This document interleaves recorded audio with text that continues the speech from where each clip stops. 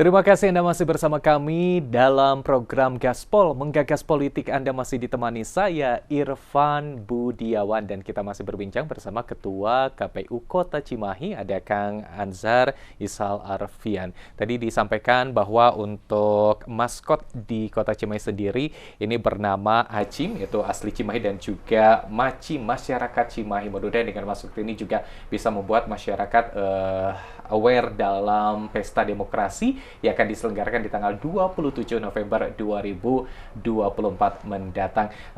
Kang Ansar, ini sejauh ini tadi disampaikan bahwa agar masyarakat bisa ikut berpartisipasi dengan motonya juga masyarakat bisa ikut andil dengan segemanya ya, sukses, gembira, dan juga mandiri. Tentunya untuk meningkatkan partisipasi masyarakat saat ini tadi sempat disampaikan juga sedang dalam proses coklit. Ada yang unik kalau di Kota Cimahi. Kalau kota lain mungkin kebanyakan pemilih pemula itu adalah yang mau 17 tahun, ataupun juga PNS yang purnawirawan, ya, ataupun juga pensiunan PNS. Sementara di Kota Cimahi ini dominasi kan rata-rata adalah para TNI, seperti itu. Seperti apa juga mungkin jumlah purnawirawan TNI di tahun ini, apakah memang cukup banyak juga yang nanti akan menjadi pemilih pemula?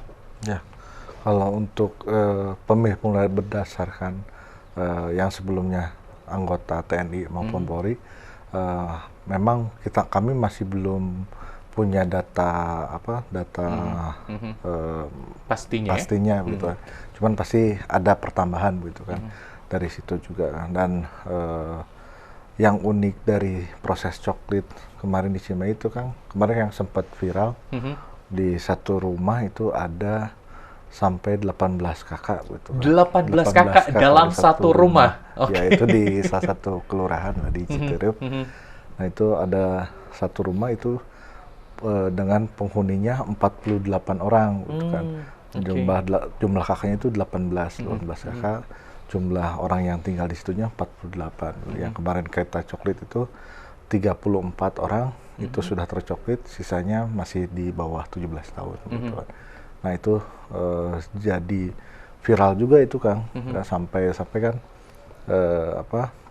kemarin juga dari Pemda juga melakukan turun ke lapangan lah, mengecek bagaimana kondisi rumahnya dan sebagainya gitu kan. Nah, sampai kemarin juga dari pimpinan kami dari provinsi mengkonfirmasi betul katanya di Cimahi ada sampai 18 kakak satu rumah.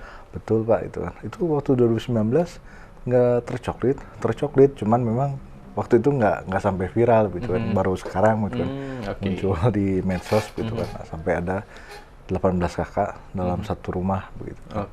Gitu baik. Sih. Kalau kalau untuk purnawirawan ini memang agak sulit ya kan, karena memang data purnawirawan itu kan tidak bisa kami peroleh juga gitu kan, karena kan kadang dia dinas di sini, pensiunnya di kota lain gitu kan. Nah, itu kan jadi masih karena kita pernah datang itu, pernah koordinasi juga dengan stakeholder, kita tanyakan ini ada potensi yang purnawirawan nggak? Beliau sampaikan ada Pak, cuman kita nggak tahu apakah setelah purnawirawan ini beliau akan menetap di sini atau pindah atau pulang ke kampung halamannya. Nah, itu kan masih tentatif, tapi sebisa mungkin ketika ada purnawirawan yang sudah selesai, kemudian dia bikin KTP, itu perekaman, pasti kita coklit. Oke, baik. Termasuk juga yang belum 17 tahun, tetapi juga pada 27 November nanti akan berusia 17 tahun, itu juga menjadi salah satu fokus ya Pak Ansar ya? Oke, baik. Nah, selanjutnya kendala apa sih yang ditemukan ketika proses coklit ini, Kang? Ya, kalau untuk kendala sama seperti persoalan-persoalan di masa sebelumnya gitu, di coklit itu kan terkadang banyak data yang sudah meninggal di DP4 itu yang sudah meninggal ada lagi gitu, muncul lagi Kang. Nah, itu kan memang persoalan klasik ya, klasik gitu kan. Bahkan kan sampai ada guyonan gitu bahwa DPT itu kan daftar permasalahan tetap, bukan daftar pemilih tetap gitu kan. DPT itu kan permasalahan tetap, karena permasalahannya akan selalu sama gitu kan. Yang meninggal ada lagi gitu kan. Kadang pemilih ganda gitu dan sebagainya. Nah, ini memang jadi kendala gitu, karena untuk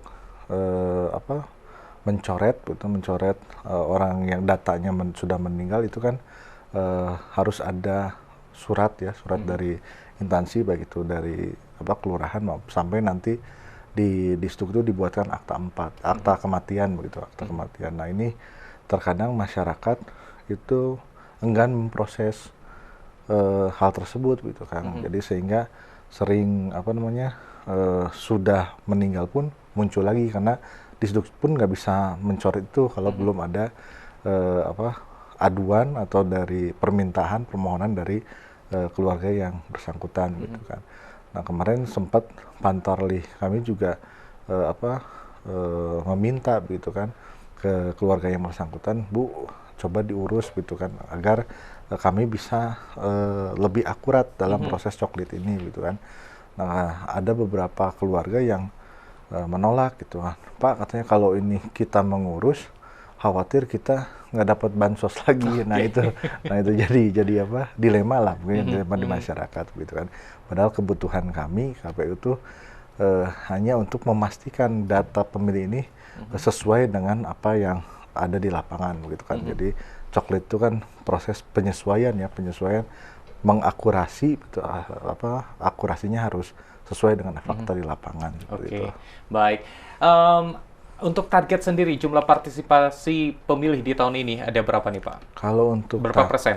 Ya, kalau untuk target kami menargetkan itu di angka 80% ya kan, 80% lah, di atas 80%-an, karena mengingat di pilkada itu biasanya partisipasi masyarakat itu berbeda dengan waktu di pilpres gitu kan, karena memang biasanya kalau pilpres itu kan jadi sorotan semua masyarakat itu, kalau di pilkada kan di level lokalnya saja gitu kan. Dan itu juga branding perlu jadi PR kami gitu, KPU Cimahi gitu kan, bagaimana membranding pilkada ini baik di media sosial maupun di dengan kawan-kawan media lainnya gitu kan, bagaimana membuat pilkada ini meriah gitu sehingga partisipasi masyarakat ini tinggi gitu aktif, kan. Ya, karena di pilkada sebelumnya itu hanya 77% kan. Berbeda kemarin waktu pilpres itu di angka 85% partisipasi masyarakat di Cimahi itu, terperingkat kedua lah di Jawa Barat gitu. Mudah-mudahan nanti ini masuk targetnya di 80% Pak ya, Kang Azhar ya.